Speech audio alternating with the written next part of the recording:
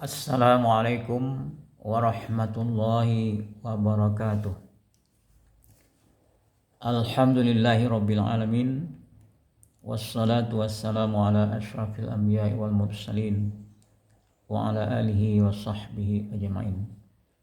Asyhadu an la ilaha illallah wahdahu la syarikalah wa asyhadu anna Muhammadan abduhu wa rasuluh sallallahu alaihi wasallam la nabiyya ba'dah.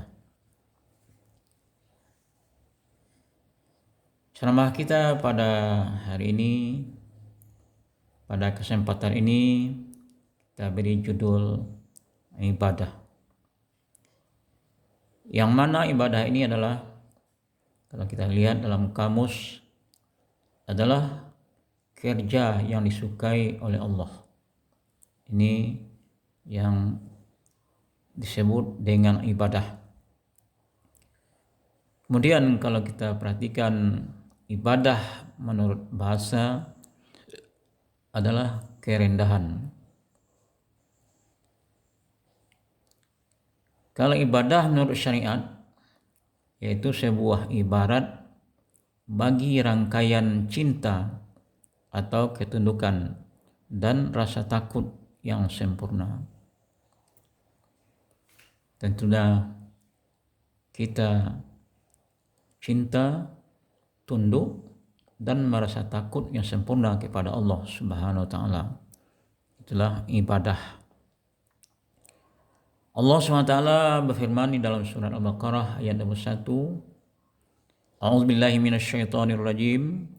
Bismillahirrahmanirrahim. Ya ayuhan nas u'budu rabbakumul ladzi khalaqakum walladzina min qablikum la'allakum tattaqun. Wahai seluruh manusia, beribadahlah kamu, sembahlah olehmu akan Tuhanmu yang telah menciptakan kamu, juga menciptakan orang-orang sebelum kamu. Semoga kamu menjadi orang yang takwa. Dalam ayat ini Allah menyuruh kita manusia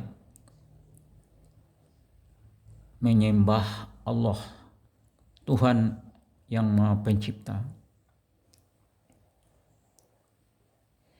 Allah yang disembah ialah yang memberi nikmat kepada hambanya dengan menciptakan mereka dari tidak ada menjadi ada, serta menyempurnakan bagi mereka nikmat lahir dan batin. Bagaimana cara menyembah, mengabdi kepada Allah SWT dalam segala pekerjaan yang disukai oleh Allah Subhanahu wa Ta'ala? Nabi kita menjelaskan di dalam hadisnya, anta'budallaha ka'annaka tarahu fa illam takun tarahu fa innahu yaraka.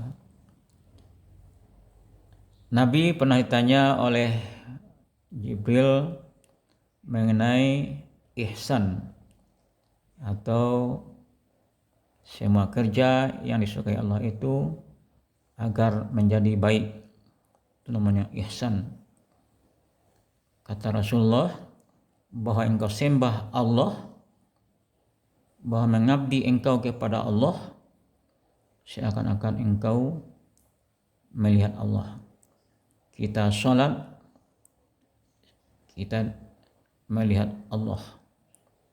Fa illam takun tarahu, tetapi jika engkau tidak bisa melihat Allah, fa innahu yaraka. Tidak mungkin kita melihat Allah Subhanahu wa Ta'ala, karena Allah itu tidak ada yang menyerupainya. Walam yakul lahu kufuwan ahad, dan tidak ada yang menyerupai Allah itu sesuatu pun. Maka kita yakin bahwa Allah itu dalam kita beribadah mengajarkan pekerjaan yang disukai Allah. Kita yakin bahwa kita selalu dilihat oleh Allah dalam melaksanakan amal-amal saleh yang diperintahkan oleh Allah dan Rasul tersebut. Nah, kalau begitu, dari mana Allah itu melihat kita? apakah dengan jarak jauh ataupun dengan jarak yang dekat. Kata Allah SWT menjelaskan di mana Allah itu. Dalam surah Al-Baqarah dijelaskan oleh Allah, wa idza sa'alaka ibadi anni fa inni qarib. Dan apabila bertanya kepada engkau hambaku daripada aku, kata Allah kepada Nabi kita Muhammad SAW, maka katakanlah fa inni qarib, maka sesungguhnya aku maha dekat. Wa nahnu aqrabu ilaihi minkum walakin la tubsirun, dalam surat Al-Waqiah ayat 75 juga dijelaskan oleh Allah SWT. Dan kami lebih dekat daripada kamu, walakin la tubsirun, tetapi kamu tidak melihat. Dan tidak mungkin kita melihat, karena Allah itu tidak ada serupa dengan ciptaannya. Bagaimana dekatnya Allah SWT kepada kita, dalam surat Qaf dijelaskan lagi oleh Allah SWT.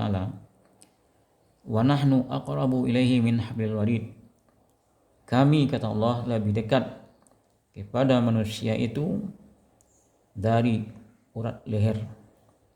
Lebih dekat Allah Ta'ala kepada kita dibandingkan dari urat leher kita sendiri. Mudah-mudahan dalam kita melaksanakan ibadah perintah Allah Subhanahu wa Ta'ala, amal-amal saleh yang kita lakukan, kita selalu meyakini bahwa Allah SWT itu melihat kita. Allah SWT melihat kita dalam jarak yang dekat.